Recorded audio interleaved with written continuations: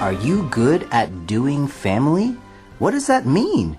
Well, join us as we talk about relationships today on Advanced Studio Classroom.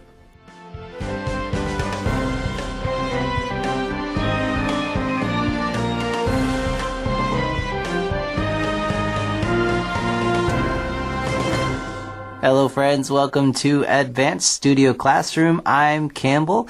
It is great to have you here and to have you join us for our relationships article for this month. Now, before we get into our article, I want to introduce our panelists for today. Again, my name is Campbell, and to my left, I have one of our seasoned panelists here. How are you doing, Albert? Hi everyone. Hello, Campbell. It's so good to be here today.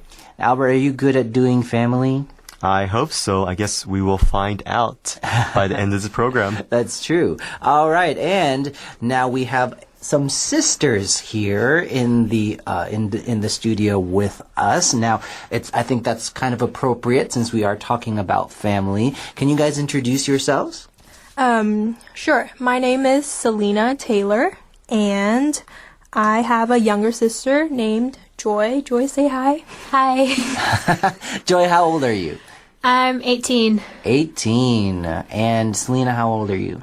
I'm 20 years old. All right. Now, some of you might have known Selena from about 5 years ago. She was on our advanced program. Now, Joy and Selena are some of our interns, and they are spending some time here with us. And they will be learning and sharing some of their own knowledge with us. So it's great to have you guys. We're thankful for having you guys here. Now, again, today we are talking about the art of doing family well. And our article is on page 26 of your advanced magazine. So if you do have that magazine, please do open it up, or you can join us on your mobile device.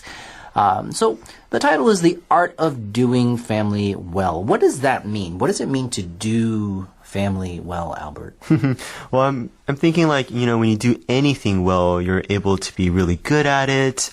In this context, doing family well, I'm hoping that, you're able to connect with your family and able to raise a family and be able to provide a future for everyone in that family. Right. We all have families, right? We all have mothers and fathers, and most of us have relationships with our family, and I do hope that you have good relationships with your family. So today and tomorrow, we want to talk about ways to help your child develop into a secure, confident, and giving individual. Do you feel like you are a secure, confident, and giving individual? Sometimes I don't. I definitely have my shortcomings, but I try to be the most life-giving to my family members and encouraging to my family members. Mm-hmm. So I would say I try my best, but I'm not that great all the time. Well, I think all of us have room to improve in all of these areas, right? I don't think I'm always the most secure or the most confident or the most giving. Sometimes I do have my selfish moments. I try to keep watch over that, and definitely these are some things that I would want for my own children. I do have 2 daughters, and I really hope for them that they grow up to be secure and confident and that they learn to be giving, right?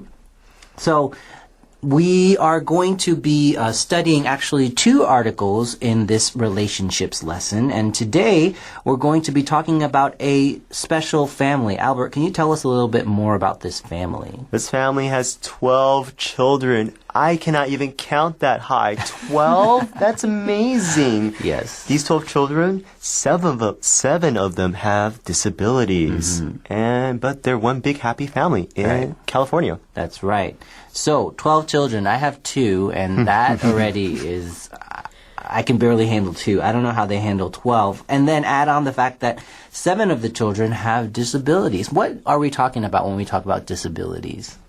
I feel like when you talk about disabilities, it's probably when someone, not physical disabilities, but has some parts of their body missing, or like a person who's in a wheelchair, or a person who doesn't have like arms and hands and stuff. Yeah, so they have different challenges, right? Different physical challenges, and we're going to find out about some of the disabilities that these children have. But needless to say, this is a very, very special family. So let's get into our article again. We are on page 26. Please do join us at the top of the page.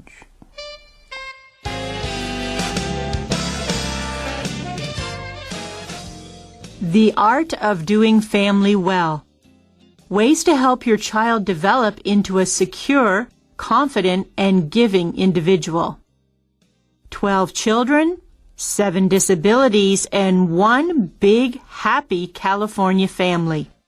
Brian and Tamara Wong of Clovis, California, once had a very different plan for their life together. The accountant and behavior analyst anticipated having 2 children, and Tamara driving a convertible. But God had a different plan. They say, and it's far better. The couple has 12 children. 8 are adopted, 7 with disabilities.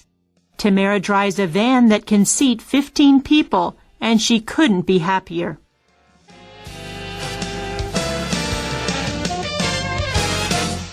All right, so we start our article hearing about the parents of the family. What are their names? Brian and Tamara Wong. That's right, Brian and Tamara Wong of Clovis, California. And we see a picture of the whole family there at the bottom of page 26. They once had a very different plan for their life together. What was that plan, Albert? So their plan was, 2 children, small family, hence the reason why they had a convertible car. That's something you usually have or get when you don't want to have a lot of children. That's right. So usually convertibles are a lot smaller, right? So we hear a little bit about their jobs. One of them is an accountant and the other is a behavior analyst. What does a behavior analyst do, Selena? Well, Campbell, a behavior analyst is a person who evaluates individuals with behavior problems. And they study the environment that this person grew up in and all these different kinds of factors that might influence them, and they study how this changes the way they act. Right. So in a way, behavior analysts, they work with different people with maybe different challenges or personality problems and try to figure out how to help them to live a smoother life, right? So it kind of, in a way, makes them really suited to do what they're doing now with the 12 children with the 7 disabilities.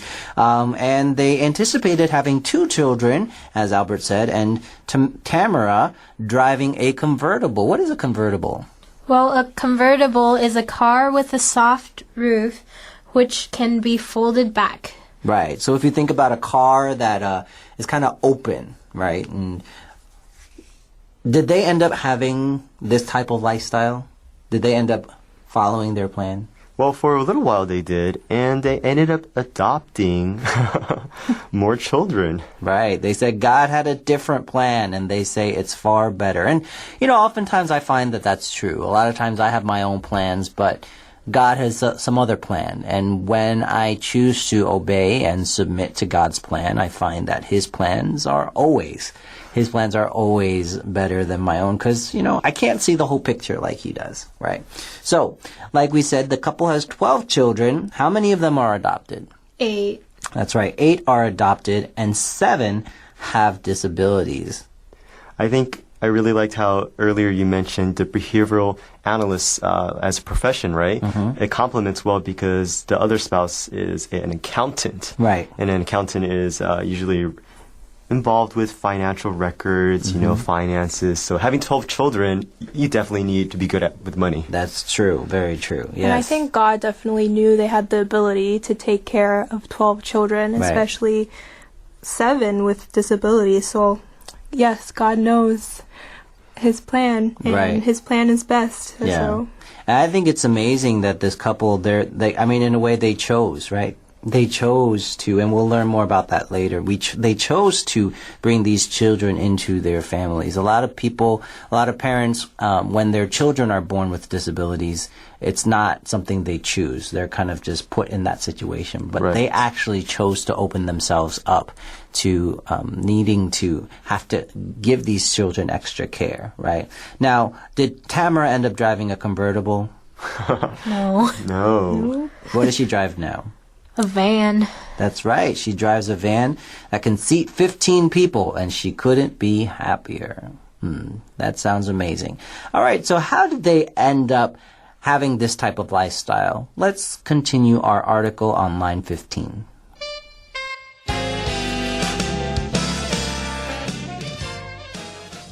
Their eldest biological daughter, Brianna, 20, had a hand in the adoptions. At age 6, she asked her parents a big question as they collected items to send to an orphanage in Mexico. "Mom, we're gathering all these clothes and toys for orphans. But isn't what orphans really need just a family?"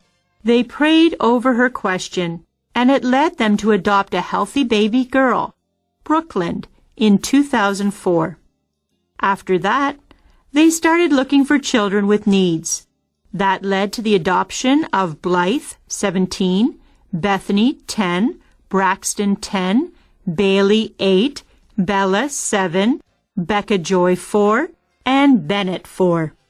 4 are missing limbs and 2 have spina bifida, a birth defect where the spinal cord doesn't develop properly. They don't plan to adopt more children, although they thought they were done adopting after each new child they brought home.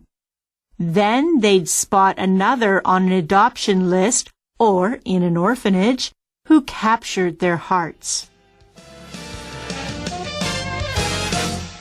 So how did they go from wanting 2 children to now having 12? What was that process like, Selena? Well, it happened when they were collecting items to send to an orphanage in Mexico, and their daughter, Brianna, who was 6 at that time, said, "Mom, we're gathering all these clothes and toys for orphans, but isn't what orphans really need just a family?" Which got Tamara thinking.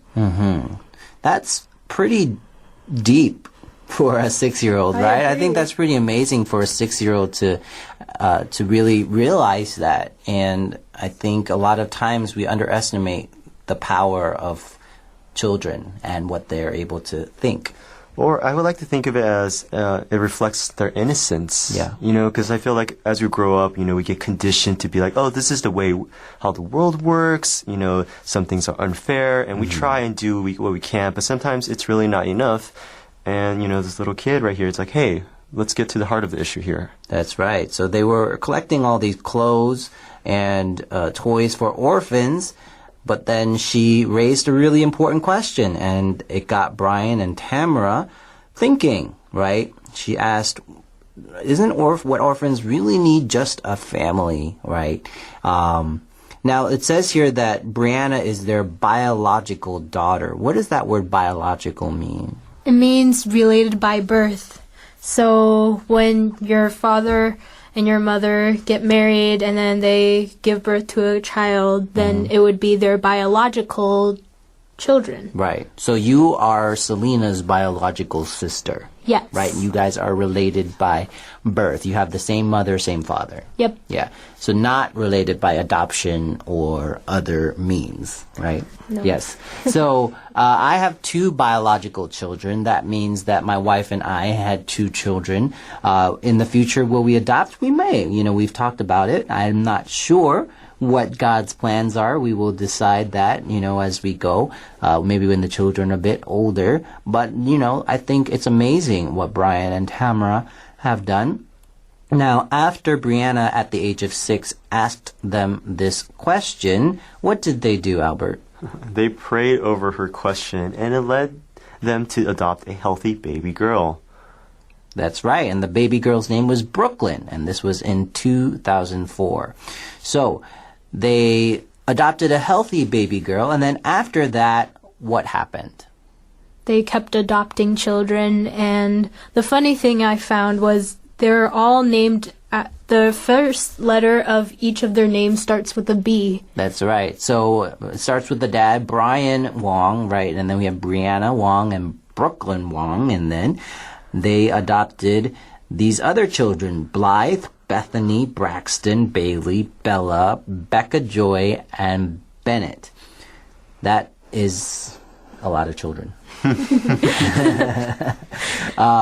So they actually started looking for children with needs, right? And when we talk about needs here, we're not talking about the fact that, they needed food or clothes or even a family. The needs here is actually talking about the disabilities, right? Yeah, and it's really refreshing and surprising at the same time because I feel like I took a few minutes to look up what a behavior analyst makes on average and what an accountant makes on average, and compared it to the average income in California, which is $52,000 a year, and they make $57,000 around there and $55,000. But here they are adopting not only more children, but children with needs. And usually children with needs have, maybe there's medication or therapy or whatnot, Sure. that there's these hidden added costs. And they're more than willing to do this and pay for it. Yep. Yeah. Yeah. I mean, my daughter has special needs. She was born premature. She's a preemie, 3 months early. And as a result of her premature birth, she had a little bit of brain damage. So we take her to therapy a lot. And we often have to take her to see doctors, and she needs different,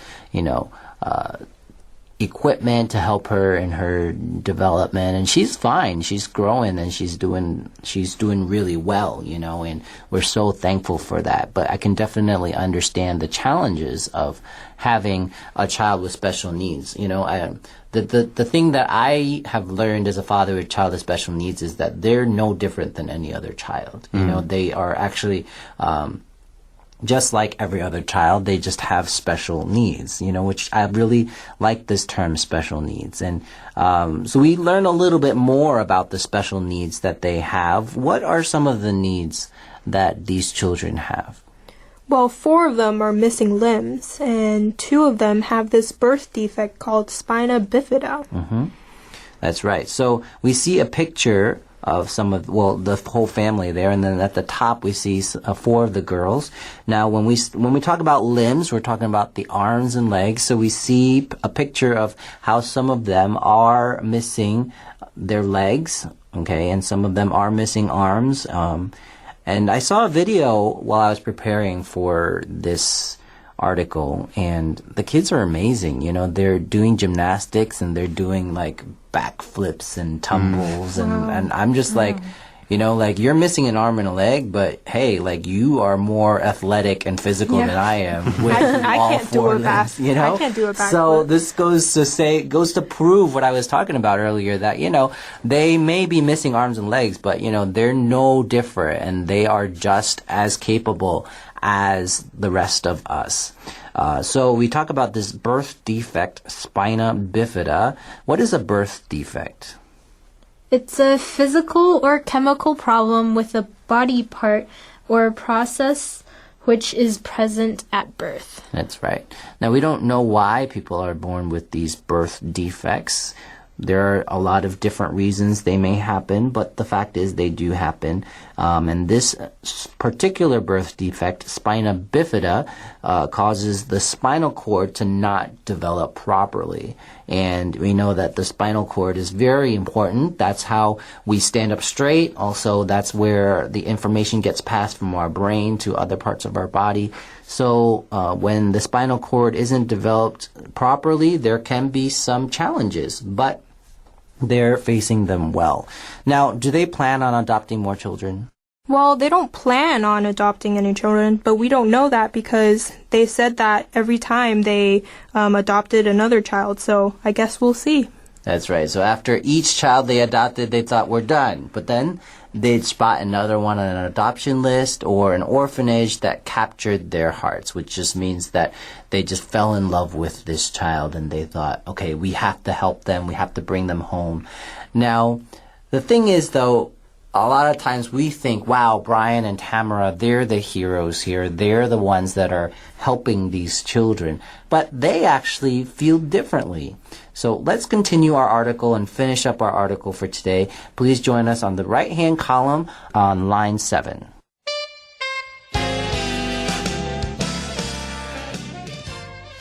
The real winners. We think we are saving these kids and we're helping them out. But really, they truly blessed us, Brian says. We're able to learn many things through them. Bryce, 16, one of the Wong's biological children, loves his big family. The Bible says we should love the orphans of the world, and I feel like we are pretty much doing that, Bryce says. He's proud of his parents. I think they are definitely following God's word, taking action. Not just listening, but doing. So we hear from Brian, who is the father, and he says, we think we are saving these kids and we're helping them out. But really, they truly blessed us. What do you think about that, Albert? Well, I think it's one of life's mysteries and joys. Like there's things that you go into anticipating one thing and the opposite comes true. And in this case, their children are teaching them how it is, how life is, and the little happiness that you can glean from it as well. Yeah, definitely. And I think it's one thing about the beauty of helping others and serving is that in turn you will be blessed yourself as well. Mm-hmm. And I think that doesn't just apply to Brian and Tamara. I've been on many mission trips where I have felt blessed while I was blessing others. Right. Yeah, I think this is so true in many cases. A lot of times we think that we're going in to help people and we're going in to save these people's lives and to make their lives better. But then what we find is that as we're helping them, these people are blessing us back in return. And we actually end up gaining a lot more from the experience than the people that we're actually helping. Right, and this really, resonates with everything that I've been reading as of recent.